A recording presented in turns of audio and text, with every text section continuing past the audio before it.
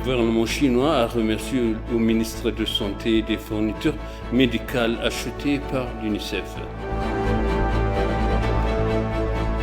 L'ambassadeur de Russie en Éthiopie, Evgeny Terekhim, a réitéré l'engagement de son pays à renforcer le partenariat avec l'Éthiopie dans les domaines aux multiples facettes.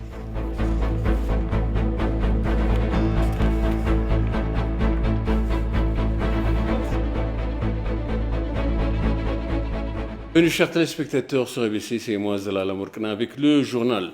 Le gouvernement chinois, par l'intermédiaire de son agence d'aide internationale, l'Agence chinoise de coopération au développement international, a remis au ministère de la Santé des fournitures médicales achetées par l'UNICEF pour améliorer la qualité de soins de santé fournis aux nouveau-nés dans deux zones de Tigray et les nationalités des peuples du sud de l'Éthiopie.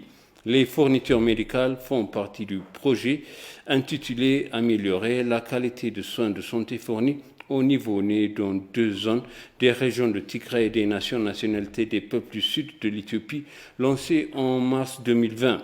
Il couvre 61 centres de santé, 229 postes de santé et 6 hôpitaux dans deux régions. On estime que 94 000 femmes enceintes et nouveau-nés devraient bénéficier du projet.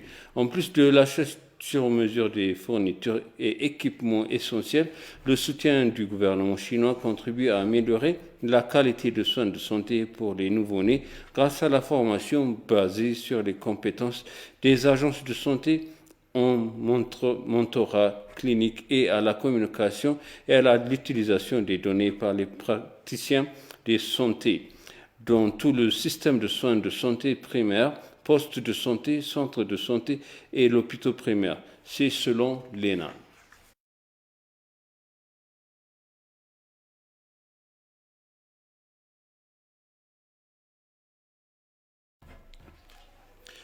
Dans une interview exclusive avec EBC dans le cadre de la journée de la Russie 2021, l'ambassadeur de Russie en Éthiopie, Evgeny Terekhim, a réitéré l'engagement de son pays à renforcer le partenariat avec l'Éthiopie dans les domaines aux multiples facettes.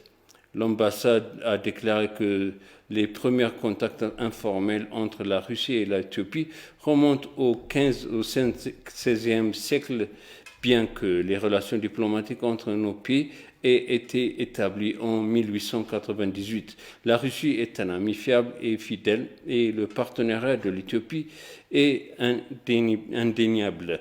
La conférence internationale interpartie tenue sous le titre Russie-Afrique faire revivre la tradition à laquelle l'a participé du Premier ministre éthiopien Abiy Ahmed, qui est également le président du Parti de la Prospérité au pouvoir en Éthiopie, est une indication du dialogue fructueux en cours au niveau continental, a été noté à l'ambassadeur.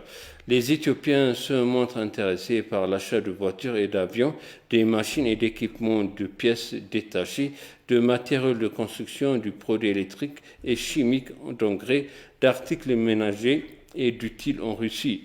À leur tour, les entrepreneurs russes tablent sur une augmentation de l'approvisionnement de la Russie en café, en cuir et en produits, en cuir, des épices de fruits et de légumes, certains oléagineuses et céréales de fleurs, a fait remarquer l'ambassadeur.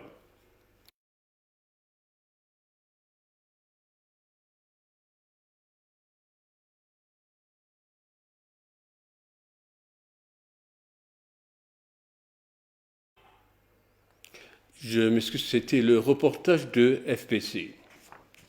Retourne au journal, les établissements de santé de Mekelle, capitale régionale de Tigray, sont devenus pleinement opérationnels selon le bureau de santé. Le docteur Abenezer Tsedenken, coordinateur du processus central de médical d'urgence du guérison et de réadaptation du bureau de santé au Tigray, a déclaré que 5 hôpitaux et 11 centres de santé sont devenus pleinement fonctionnels. Selon lui, le ministère de la Santé et de l'Organisation internationale ont joué un rôle important pour que les établissements de santé fournissent des services.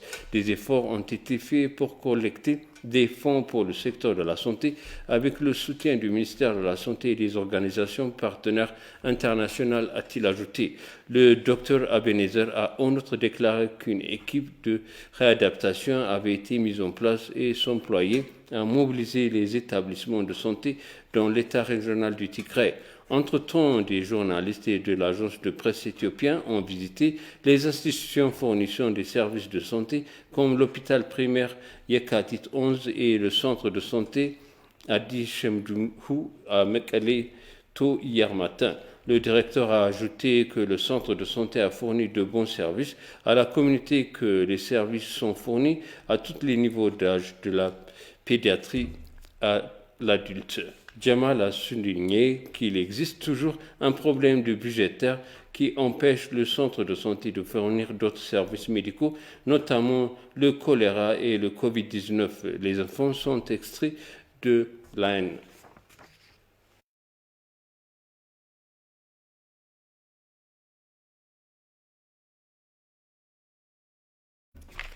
Le ministère de l'Agriculture et l'Agence coréenne de coopération internationale Quaysha ont lancé un projet d'amélioration de la chaîne agricole rurale de 10 millions de dollars américains en reliant les petites agricultures au centre de transformation rurale.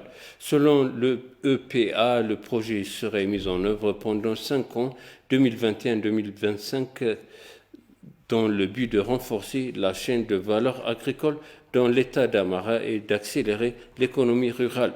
Le projet profiterait donc aux agriculteurs de la zone et de Godjam du centre de transformation rurale de Mota et de 6 Warada environ, à savoir Huletu, Nesu, Sade, Mbeselsar, Midir, Nagri, Nawaga, Goncha et Pougou. Le rôle du projet est de mettre en relation avec le petit exploitant agricole avec les industries hébergées dans les parcs agro-industriels intégrés du bureau et son installation d'agrégation subsidiaire motard rural transformation centre. Le communiqué indique que l'objet principal du projet est de former un approvisionnement constant et matières de premières aux industries à partir des petits encadreurs et de soutenir davantage le développement du secteur de l'agro-industriel. Le projet avec ses 3 composants clés, la première étant d'appuyer le renforcement des capacités de gestion post-récolte dans la zone cible avec un budget de 1,5 million de dollars américains.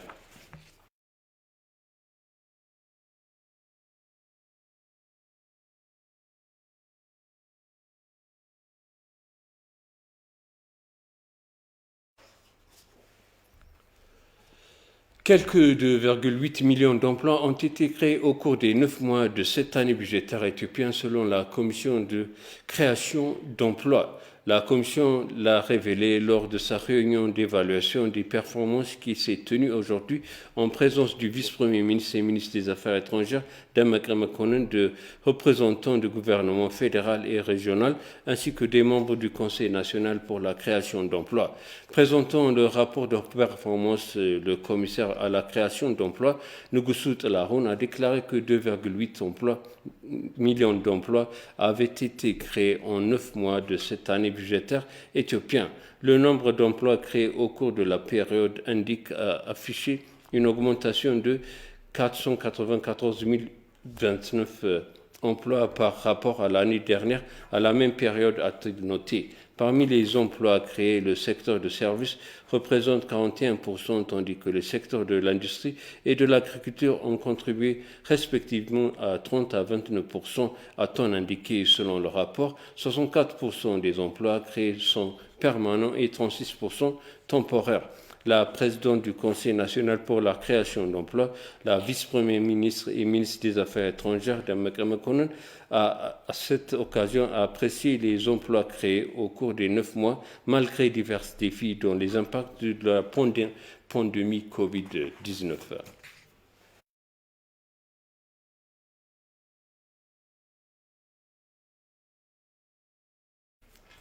Et pour conclure le journal, selon l'ENA, le professeur Getachew Haile, philologue et linguistique éthiopien, vétéran des langues et littératures éthiopiennes modernes et anciennes, est décédé à l'âge de 90 ans. Le professeur était un philologue et linguistique de langue et de la littérature éthiopienne moderne et ancienne, dont les recherches et publications contribuent à préserver les traditions chrétiennes éthiopiennes et orientales.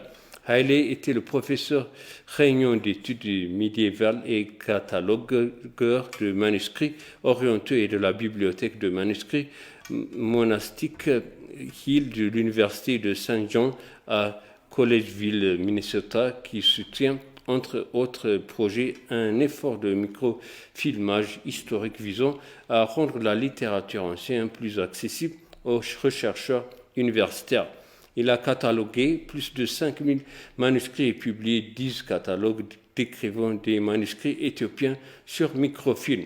Parmi les manuscrits se trouvent les textes les plus anciens de pratiquement tous les livres de l'Ancien Testament éthiopien, y compris d'importants livres intertestamentaires tels que le livre d'Enoch, qui n'a survécu dans son intégralité qu'en Éthiopie. Il a également écrit de nombreux articles sur les étudiants éthiopiens. Il a enseigné pendant plus de 10 ans à l'université Haile Selassie I en Éthiopie avant de s'installer aux États-Unis en 1976. Haile était membre correspondant de la British Academy.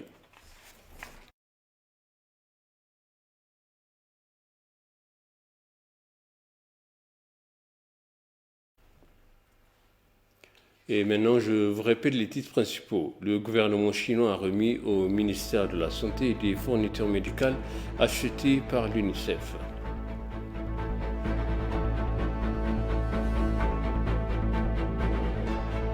L'ambassadeur de Russie en Éthiopie, Evgeny Terekhim, a réitéré l'engagement de son pays à renforcer le partenariat avec l'Éthiopie dans des domaines aux multiples facettes.